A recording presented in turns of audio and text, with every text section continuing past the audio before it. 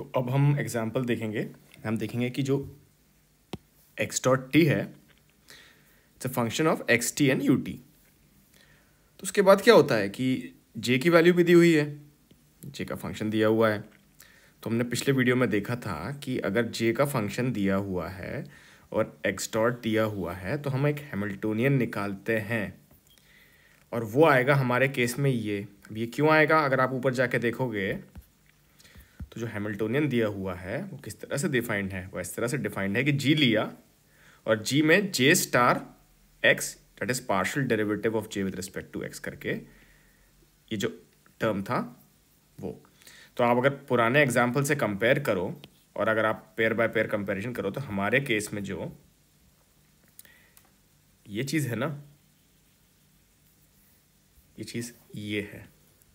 तो आप देखो हमने क्या लिखा है, बस वो हैमिल्टोनियन की जिस तरह से ऊपर डिफाइंड डेफिनेशन हमारे एग्जाम्पल के लिए हमने पहले हैमिल्टोनियन डिफाइन कर दिया। अब अगर हमने देखा कि भाई हैमिल्टोनियन आ गया, उसके बाद उसका partial derivative with respect to U लिया और वो हमने जीरो इक्वेट किया। ऐसा क्यों करते हैं, इसकी अगर हम फिलॉसफी समझने की कोशिश करें तो हम कर क्या रहे हैं, हम एक फंक्शन को जब मिनिमाइज या मैक्सिमाइज करते थे फाइनाइट डायमेंशन में तो हम क्या करते थे, हम बोलते थे कि ठीक है यार इसका डेरिवेटिव जीरो है उस पॉइंट पे वो मिनिमम रहेगा। और हम ये बात भी बोला करते थे फाइनाइट डायमेंशन में कि जो डबल डेरिवेटिव होगा वो ग्रेटर देन जीरो होगा मिनिमम के लिए। तो इनफाइनाइट डायमेंशन केस में भी वही बात चल रही है कि हमने पार्शियल डेरिवेटिव लिया, उसको जीरो कर दिया, तो उससे देखो u की वैल्यू क्या आएगी, u की वैल्यू जे स्टार एक्स के टर्म्स में आ जाएगी ये।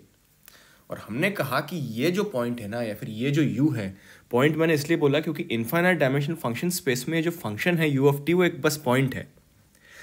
तो अब ये जो हमारा u स्टार टी आया इसको हमने इस टर्म्स में डिफाइन कर दिया। इसको सब्स्टिट्यूट करते हैं दोबारा ऊपर किसमें, हैमिल्टन जैकोबी बेलमन इक्वेशन में, जो कि ये होती है। तो देखिए ये डाला और जो h लिखा था उस h में बस मैंने क्या करा, ये सब्स्टिट्यूट कर दिया u की जगह। तो देखिए क्या आता है अब हमारा आ गया, ये सब्स्टिट्यूशन करने की वजह से एक PDE in terms of j। अब हमने क्या बोला कि यार ये जो PDE है ना इसकी boundary condition given by this function है। और ये फंक्शन हमारे पास कहाँ से आया, अरे जब हमने डेरिवेशन देखा था तो हमने क्या बोला था कि यार बाउंड्री कंडीशन ये है, मतलब TF पे जो J स्टार की वैल्यू होगी ना वो HX TF plus comma TF होगी। और ये कहाँ से आया था, ये जब हम फंक्शन डिफाइन कर रहे थे, हमारा फंक्शनल बोलूँगा मैं इसको क्योंकि ये एक फंक्शन को स्केलर पे मैप करता है। तो देखो हमने किस तरह से डिफाइन किया था, हमने बोला था कि यार ये फाइनल वैल्यू है और T0 से TF की वैल्यू यहाँ पे इंटीग्रेशन में है। तो बस अब इतनी सी कहानी अगर हमें समझ में आ जाती है तो हम बोलते हैं कि यार ये जे स्टार की वैल्यू ये है बाउंड्री वैल्यू। अब करना ये है कि हम इस पीडी को सॉल्व करने के लिए इसका सोल्यूशन अज्यूम करना है।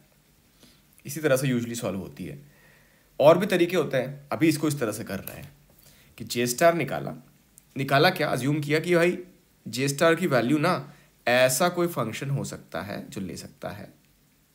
और ये असम्पशन क्यों आया, इस फॉर्मूले को देख के।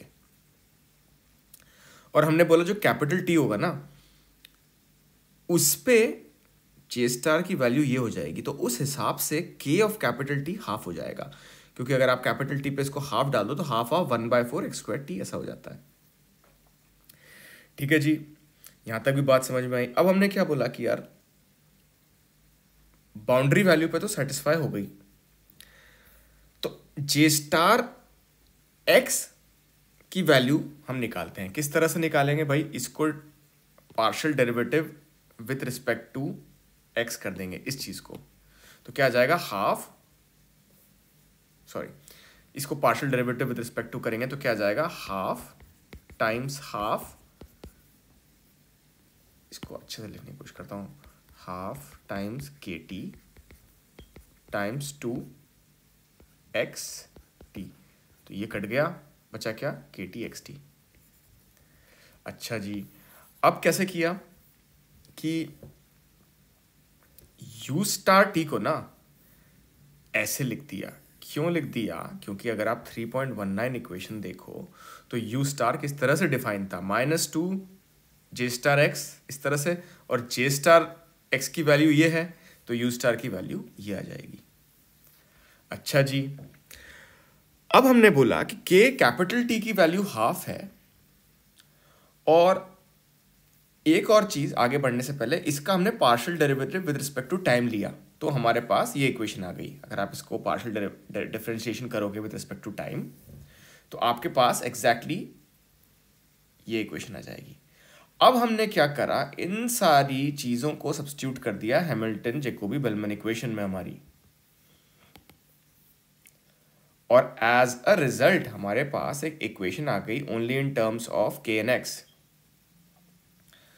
और ये जो इक्वेशन है, एल्जेब्राइक इक्वेशन है, ये सारे एक्स टी के लिए सेटिस्फाई होनी चाहिए, तो हमने एक्स टी को 0 कर दिया, मतलब बाहर निकाल लिया और इक्वेशन से हटा दिया। 0 नहीं करा, हाँ ये गलत बोला मैंने। तो अब क्या करते हैं कि यार हमारे पास ये, इसको एक्सट्रैक्ट करके 2 टुकड़ों में तोड़ के अगर आप इसको बस देखो लिखा तो हमारे पास ये चीज़ आ गई। यहाँ पे एक छोटी सी टर्म और ऐसी भी होगी, स्क्वायर टी, लेकिन अभी हमने ये वाली बात बोली तो भाई ये 0 है, तो अगर ये सारे एक्स टी के लिए सेटिस्फाई होनी चाहिए तो हम कह रहे हैं कि अंदर वाली टर्म 0 होनी चाहिए। और हमें ये भी पता है कि यार के कैपिटल टी पे जो है वो हाफ है, तो वो फैक्ट भी आगे यूज होगा। लेकिन एक बात और उसको समझने से पहले, अगर इस तरह से फंक्शन दिया हुआ है ना, इस तरह से ओडी दी हुई है, तो हमें मालूम है यार इसका सोल्यूशन ऐसे आता है। अच्छा जी, तो अगर हमारे पास के टी आ गया तो हमारे पास ऑप्टिमल कंट्रोल लॉ आ गया, जो कि ये हो गया, क्योंकि हमने किस तरह से डिफाइन किया था, इस तरह से डिफाइन किया था ऊपर। और हमने बोला कि अगर t टेंड्स टू इन्फिनिटी है, अगर आपने इसमें कैपिटल टी की वैल्यू अगर इन्फिनिटी डालोगे और उसको सॉल्व करोगे इन द लिमिट, तो जो ये के टी है ना ये 1 हो जाएगा। तो हमने बोला कि जो अब हमारा कंट्रोल सिस्टम था, ये जो -2 की टी था, ये 1 हो गया, तो अब ये इस तरह से दिया जाता है।